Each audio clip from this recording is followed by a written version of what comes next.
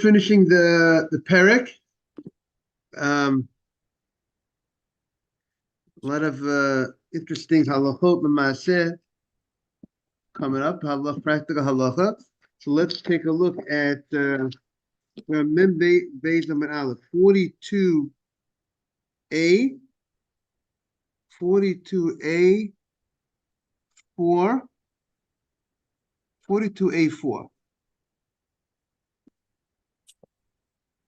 I mean, yesterday we learned, one of the things that we learned yesterday was a child, when he starts to speak, the father has a mitzvah, trained the child to say the pasuk, the first pasuk of Shema Yisrael Hashem Elokeinu Hashem Echad, and Torah Tziva Lona Moshe Morasha Kilat Yaakov.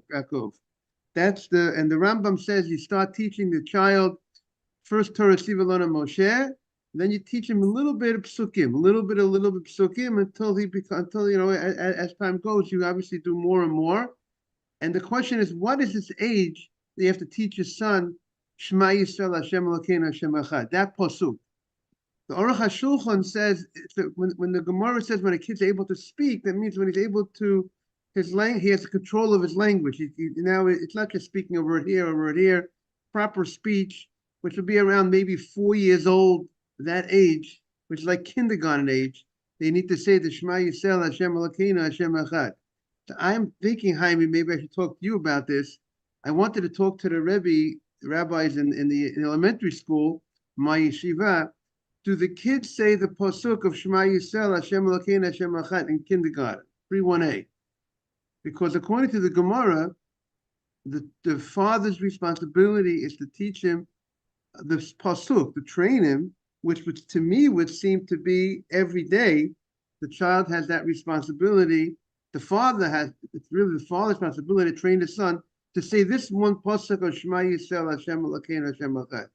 The whole parish of Kriya Shema, the 3 parashiyos, is at a later time.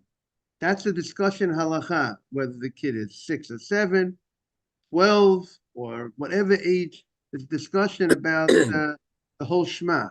But the first pasuk of the Kriya Shema, the Gemara states, if you want to look at the Gemara, maybe you'll appreciate it. I thought you'll appreciate this Gemara. If you want to go back for 42a3. 42a3, the Gemara says in the right side, right, it talks about a katan, when should he take the lulav, when's the father responsible to train him the lulav, which would mean he has to train him lulav all the days of the holiday. Morning. It starts when he knows how to wave properly, not necessarily in the directions, but knows how to do, how to do that waving movement. And it talks about when does the father has a responsibility to buy tefillin for his son. And then right afterwards it says when the child knows how to speak, as the father teaches him Torah and Kriyat Shema. And the Gemara identifies in the bottom of 42a3, Torah Mahi, Torah Tziva Lona Moshe Morasha Kilat Yaakov. You see that? And what is that pasuk? Torah Tziva Lona Moshe that we have that Torah was commanded through Moshe, and Morasha. I heard from Rabbi David Feinstein of Blessing. Morasha means it's not an inheritance. Morasha means it's something that you have to give over to the next generation. They call it a heritage of the congregation. That each person has a responsibility. It's not about us learning the Torah only, it's about us giving over the Torah to the next generation. That's our responsibility. And that's the pasuk the first pasuk of the Torah that we teach a child is that you have to realize, or that the child, we're imbuing the child with the idea that you are a link in the chain, that you're going to be the one, your responsibility is to give it over to the next generation. It doesn't end with you. It's not all about you. You have to make sure we have responsibility. Every Jew has a responsibility. It's a Morasha Kilat Yaakov. It doesn't say Yerusha. Yerusha means it's an inheritance. Morasha means it's something that's a heritage you got to give to the next generation. And that's the pasuk that we tell a child. And so we talk to him about this Moshe. We talk to him about this rabbis. There's the idea of a Masorah, of a tradition. So that's the pasuk that the Gemara says we should teach the child. That's the pasuk of Torah. And then the Gemara says Kriya Shema Mahi. Now on 42a4 on the top of the page. What is this Kriya Shema that you have to teach your child? Do you have to teach when the kid starts to speak? You have to teach your child the whole parsha of Kriya Shema, like Shema Yisrael. We're going to have to answer Shema. No, that's not what the Gemara says. That comes later. Like I said in Halakha, there's a discussion. What's that age? You have to train your child to say the whole Shema. That he should be, because there is a Zman of Kriya Shema, time that Kriya Shema is supposed to be said. That's a discussion, 6 or 7, 12, or whatever that age is. But here the Gemara says, when we say Kriya Shema, they have to teach your child when he begins to speak. That's the pasuk Rishon, the first pasuk. Now, based on this Gemara, to me, it would seem that when a child is 4 years old, there's a responsibility that he should every day say that first pasuk of Shema. That's what it sounds like from the Gemara here. I mean, it has to be researched in practical halakha, but that's the. And I saw, by the way, the Chafetz Chaim, and the Mishnah Berurah says that. Not just Rabbi Friedman talking. The Chafetz Chaim, I could take out the Chafetz Chaim, but he says that you should. He quotes our Gemara when there is a discussion about the full Shema. At what age you should train your son, because why is there a question about the full Shema? Because Shema has a time. So let's say there's a time period to say the Shema in the morning. There's a 3 hours in the morning supposed to say the Shema. But if the father's not home, the father leaves the house early in the morning, he's not home to train the child to do that at that time. He's not there to help the child at that time. Where at night, the child might be sleeping at the time the father comes home for the night Shema. So therefore, there's discussion. Do we say you have a little later window to train the child, or no? Do we say no? At already 6 or 7, he has to train him. But when it comes to first pasuk, the Gemara just says it's all about the kid knows how to speak, and that pasuk is not connected to specifically a time. It's any time during the day the child should say this pasuk of Shema Yisrael. Hashem Elokeinu, Hashem Echad. That's what it would seem like. Rabbi, you want to hear something beautiful? Our community school, the Sam School. Yes. We have Uriel.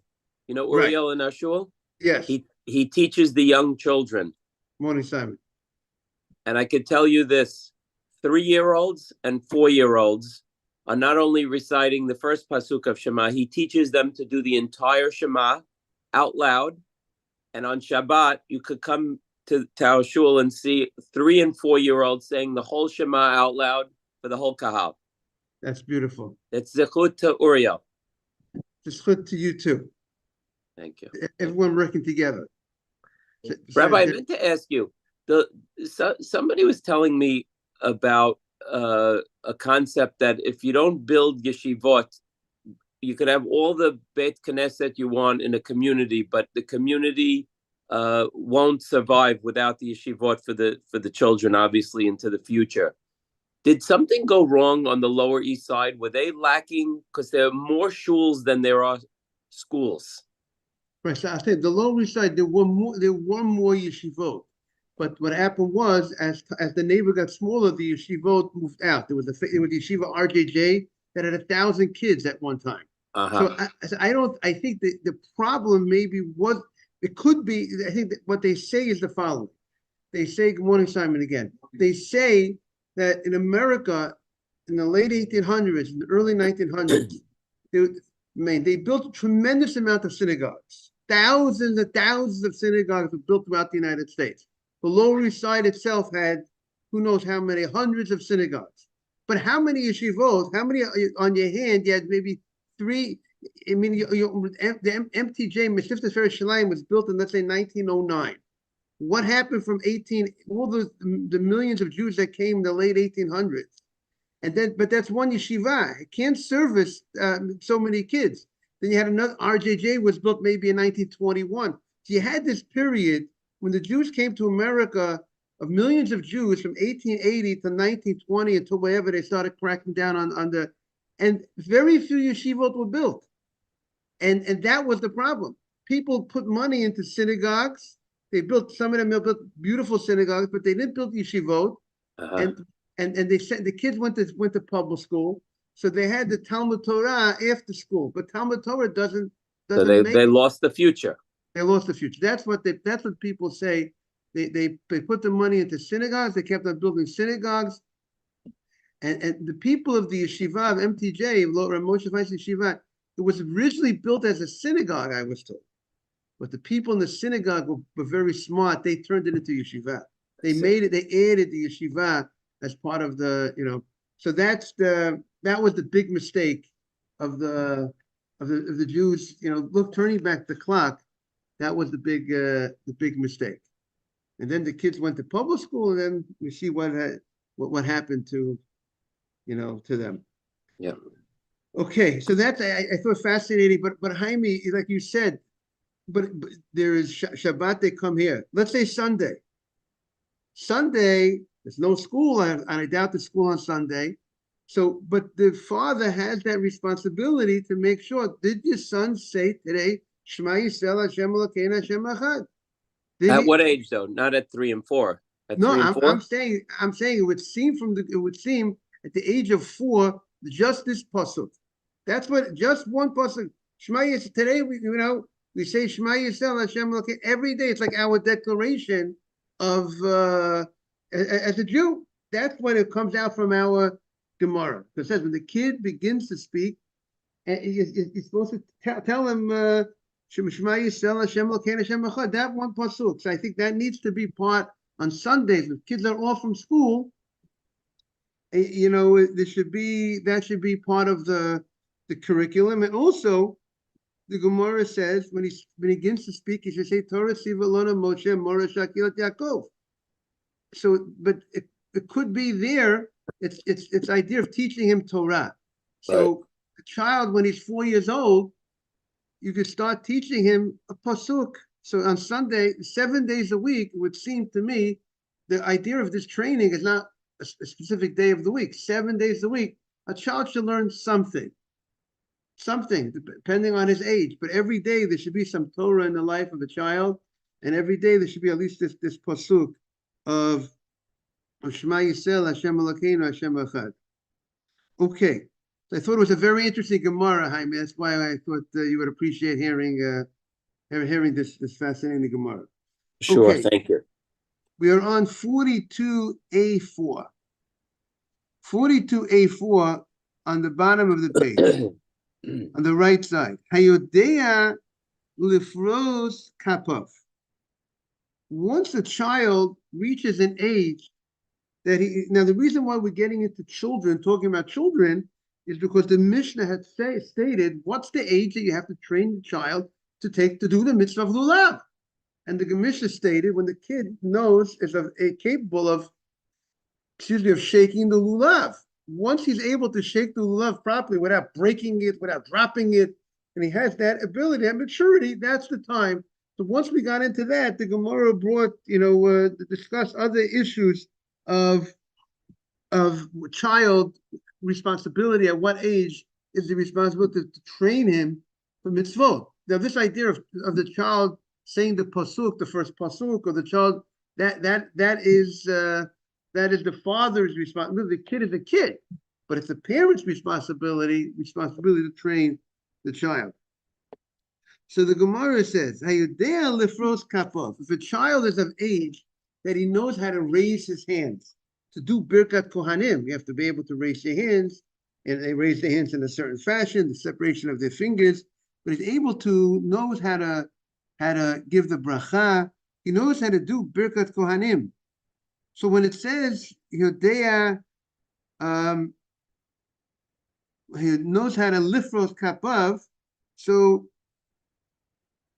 if he knows how to do the mitzvah of birkat kohanim, raising his hands and saying the bracha properly, so that now we say like this: that age is an age for something else. For cholkin lo truma bebeit hagranot. If a child is of that age that he knows how to raise his hands properly, that's the age that you could give him truma in the beit hagranot. Good morning, Michael. Morning, Rabbi. We are on 42A4. Got So it. if a child has that maturity that he knows how to raise his hands properly, so that's the age you could give him truma in the granaries. Now the granary is a very public area, where they store the grain, and so we say that we say the following: if a kid is not of age to do Birkat Kohanim, if he doesn't know how to raise his hands properly and say the bracha properly, even if he knows how to watch the truma, that the truma does not get contaminated, and because one of the mitzvot that you have is that the truma cannot become contaminated, it can't come in contact with a dead body, can't become contaminated in other ways. So this Kohen, this young Kohen, even if he knows how to watch the truma, you can't give him truma in a public area, in the granary, because people don't know that he knows how to watch the truma. So if people don't know that he knows how to watch the truma, so by giving him the truma in a public area, it's in a certain sense like disgracing the truma. Where's the respect for the truma to give the truma to a child that might not, the community doesn't know, we're not confident, we don't know that he knows how to watch himself, watch the truma from becoming contaminated. But if you could send it to him to his house, Rashi says you could send it to his house if you know that the child knows how to watch the truma. Now, by the way, the question is a big question. Rashi and Tosfot, are we talking about the language of the Gemara sounds like the flow of the Gemara, the way Tosfos learns this Gemara, we're talking about a child. He's not bar mitzvah yet, and that's what the whole Gemara has been talking about until now: a child waving the lulav, a child learning Torah. But this child, in order for you to send him truma, he has to be of age that he's able to do Birkat Kohanim. So then, once he's able to do that, so then everybody knows everybody knows that he's of a certain level of maturity, and therefore there's no concern that he's going to contaminate the truma. That's how Tosfot learns the Gemara. Rashi says, we're talking about, Rashi says that we're talking about somebody who is 13 years old. If you look at the bottom Rashi, of Mem Beis and Aleph, Rashi says there are 10 people that we don't send. One of the people that we don't send truma in the granaries is to a minor. Someone who's under bar mitzvah, we will not send him truma in the granaries in a public place. So Rashi says that when a person lifts up his hands, doing Birkat Kohanim is a sign that he is an adult. So Rashi goes on record because a child cannot do Birkat Kohanim. That's what Rashi says. And a child can't do Birkat Kohanim. Now, Tosfos says, no. That law that a child can't do Birkat Kohanim, Tosfos says in one approach, is only a child, a Kohen, a minor, if he's the only Kohen in the shul. If he's the only Kohen in the synagogue, that's when he does not do Birkat Kohanim. But if there are other Kohanim in the synagogue, the child goes up there and does Birkat Kohanim. So when Tosfos is going to learn, that you would be able, a child can do Birkat Kohanim with other Kohanim, right? And the halach, Tosfos is going to learn that the law that you can't send a minor truma in a public area, in a granary, that's only if the child is not mature enough. If he's not able to do Birkat Kohanim together with other Kohanim. Okay, so let's just look at the Gemara again. The last line. Lifros kapav, if he knows how to do Birkat Kohanim, so either according to Rashi, it means he's 13 years old, or according to Tosfot, he's of a maturity, even if he's less than 13, he's in a time that he's able to, knows how to lift up his hands. That level of maturity is Chokal Otrum Bet Agronot. you could go ahead and give him truma in the granary in a public place, because he reached a certain level of maturity and he will watch the truma with not contaminating. Okay, now we're turning the page. Mem beit based 42b. Hayodea lishchot. If a child who knows how to slaughter, and what does mean knows how to slaughter? So one of the ways of slaughtering is you're not allowed to press the knife against the neck of the animal. That will invalidate the shechita. As you know, the slaughtering is done in a way that's very fast, very swift, that should cause very little pain to the animal. And one of the things is you can't press the knife against the neck of the animal.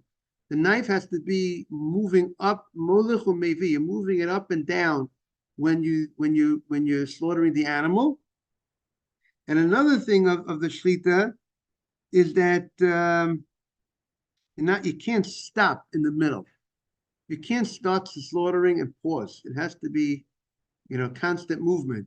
And a child who has that ability to move the knife back and forth, not to press them. He knows he has good hand motion, that he knows how to move that knife back and forth. And he's strong enough not to stop in the middle. He's able to go ahead and continuously do the shechita, the slaughtering. I once went to a slaughterhouse in Baltimore and in Maryland somewhere, and it took about 2 seconds, the whole slaughtering. And it was funny. The funny story was, it was the one who was the shochet, the one who did the slaughtering was like this 70-year-old man with a beard, small man. The animal weighs like 2,000 pounds. He's a little guy, and he has this knife that's like this big, a very big knife. Maybe I'm exaggerating a little bit. And he went like this, and it finished. The whole thing took about a second or two. The whole slaughtering took about a second or two. Yes, so, Rabbi, this is not age specific. It's just the ability. This is based on ability. If the child's able to do. Right. If the child's able to go ahead and has good hand motion, he's strong enough. Then you need an adult to watch it. It's not. We wouldn't rely on the child himself. We need if the adult is supervising or watching that he did a good job, then we could go ahead and use eat from the animal. That's what the Gemara says. But I just wanted to say the whole thing is a very fast process. So it says if he knows how to slaughter, you can eat from his shechita. That's only if there is an adult that's watching him. If there's no adult supervising him, not adult walking back and forth, adult watching that he did a good job. In the Vilna Gaon, in the Bia Hagra, in the Shulchan Aruch, where the halacha is found, the Shulchan Aruch says if a child has good hand motion, he knows how not to stop in the middle and not to press against the neck. If other people are watching him and standing over, he's shochtin lechatchila. He could even slaughter lechatchila. Will allow him. Will give him the knife to slaughter if other people are watching him who know the laws of slaughtering. And the Vilna Gaon says that the Rosh and the Ran hold that even if the child does not know the laws, God bless you, the laws of slaughtering, he has great hand motions, but he doesn't know the laws. He didn't learn the laws of shechita. As long as you have the adult who knows the laws, that will take place of the child knowing the laws. The adult is watching. That's good enough. However, the Ramah, the Ashkenaz rabbi, told you need that you right exactly like Michael said. We will not allow lechatchila. We will not give a knife to somebody who doesn't know the laws, even if people are watching him. The laws, Rabbi, there are 72 laws regarding it. 72. Okay. There's a number of simanim. There's about 28 simanim, 28 chapters in the Shulchan Aruch, if I recall, around that deal with slaughtering. So there's a nice amount. 28 is koach of chapters. You're saying about specific laws. Must probably main halachot, but so that's what the Gemara says. Now, now comes the next point. If a child is old enough to eat a kazayit, an ounce, let's say, of grain, of the 5 grains, wheat, oats, spelt oats and barley and rye, right? Those are the 5 grains. Those are the 5 grains that we make a mezonot and ala michya on. If we ate a kazayit, ate an ounce of that. So yochol le'echol kazayit dagan. If the child is able to eat a kazayit of grain, machikin meitzoto. You have to, if he has the feces, if he any excrement, any feces, umimei raglav arba amot, or urine, you have to stay away from. You have to go 4 amot away. 4 amot is 6 to 8 feet, and I think it's also. I think when it comes to also you should turn around. You shouldn't face the feces. You have to stay social distance away, which is about what's the pasuk? What's the pasuk, Rabbi? It shouldn't be in your midst. The pasuk says v'chitzitza eseyatzecha. It says you it's in Devarim. It says you cover up your Yehayim kadosh, right? You cover up the feces. So here, meaning a child who's under this age, who's not capable of eating an ounce of grain, that child, his feces are not considered problematic. They don't really smell. They don't smell. Obviously, if there's a smell, you can't pray in front of something that's a smell. But here, Rashi says, once he ate a kazayit, once he ate an ounce of any of these 5 grains, that causes that his bowel movement will have a bad odor. And it's interesting to know, Rashi seems to say once he ate any of these 5 grains. But if, let's say, he didn't eat any of these 5 grains, to Rashi would sound like there's no problem with the feces. However, others say no. As long as he's capable, he's at an age of maturity that he's capable of eating, right, Simon? He's capable of eating the 5 grains. That's enough that whatever he ate doesn't mean that he had to eat the grains. Whatever he ate, that when it turns into feces, that would be prohibited to say the Shema, say brachot, to learn Torah in front of such a because that would already have a smell. That's only if he's able to eat those 5 grains, like a zayit, the ounce of the grains within a kedei achilat pras. Achilat pras, I think Rav Avadia says around 7 minutes or so. Some say it's anywhere between 2 and 9 minutes. Some say is achilat pras. That means if he cannot eat the ounce of grain within a certain amount of time, if let's say it takes him more than 7 minutes to eat, that takes 20 minutes to eat an ounce, that means he's not developed enough, the child, that his feces, his bowel movement wouldn't give off that bad odor, because since he's eating so he's like nibbling. When you nibble, it's the type of level of nibbling on the food, little bit, which is also very important halacha. We spoke about it when we learned Maseches Brachot, that in order for you to say a bracha achrona, let's say you say Birkat Hamazon, you have to eat the kazayit of bread within achilat pras. You have to eat that ounce of bread within the 7 minutes or so. You can't, if you eat a kazayit 1 ounce over 20 minutes, you will not have the obligation of Birkat Hamazon. And I always say it's important to tell the women, women eat a little. To eat a little bit, first you have to eat an ounce. You have to eat a kazayit. Ounce is like 1 slice of bread, is an ounce, let's say. But even if you eat 1 slice of bread, needs to be eaten within a certain amount of time. Within an amount of time, let's say around 7 minutes. Now, that's what Amar of Chizda, that if the child is able to eat this ounce within that specific time that we said, achilas pras. Amar Rav Chia Berei de Rav Eva, comes Rav Chia Berei de Rav Eva and says, you know what? We're talking about a little kid, but what about as little kid? But what about if it's an older kid?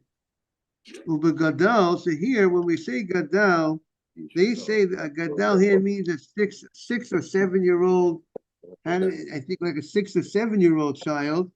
That child, even if he's not able to, let's say he's not feeling well, or he's not so, or his eating habits are very slow. He's not able to eat the ounce within achilas pras within 7 minutes. But the fact that he's already of that age, 6 or 7, then his feces, good morning, Boaz, would have a very bad odor.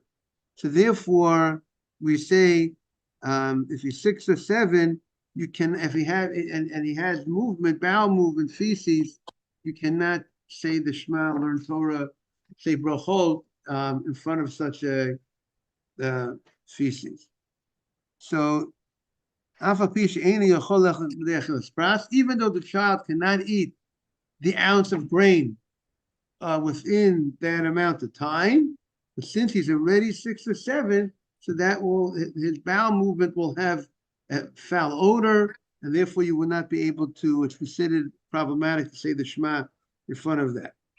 It says the Ksiv, the pasuk says, V'Yosef dat, Yosef machov. When a person increases in his knowledge, his maturity, meaning it, which we refer to a child as well, that when a child increases in his knowledge, then machov would mean that his feces would smell. The odor will also increase. So that's now. What is the literal meaning of the pasuk? The literal meaning of the pasuk, Shlomo Melech is not telling us.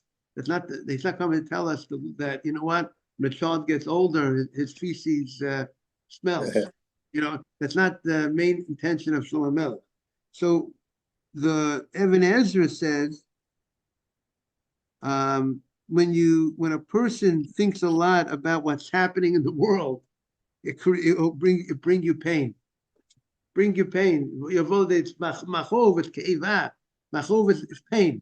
That's the pain when you think about a lot of the things that are going on in the world.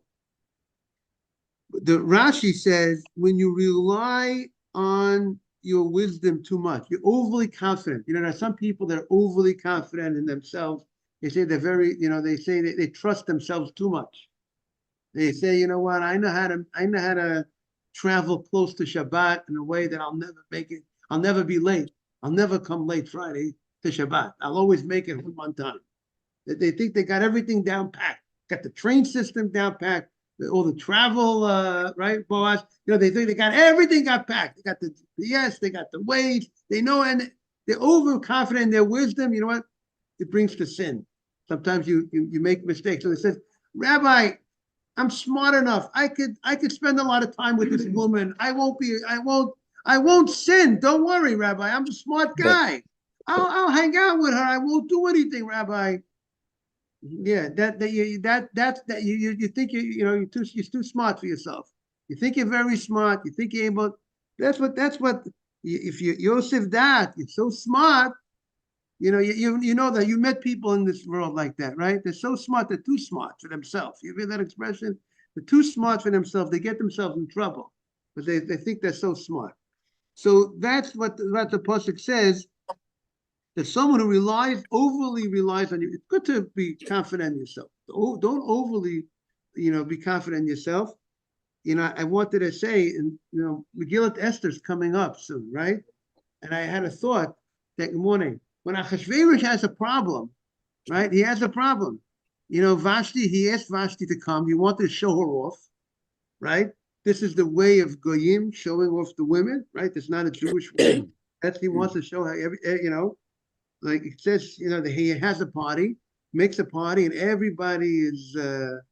And what do you think's happened? Everyone, they're under the influence of wine. So what do you think the goyim are talking about when under the influence of the wine? Everyone's saying, my wife is prettier than everybody else's wife. That's what everybody's saying.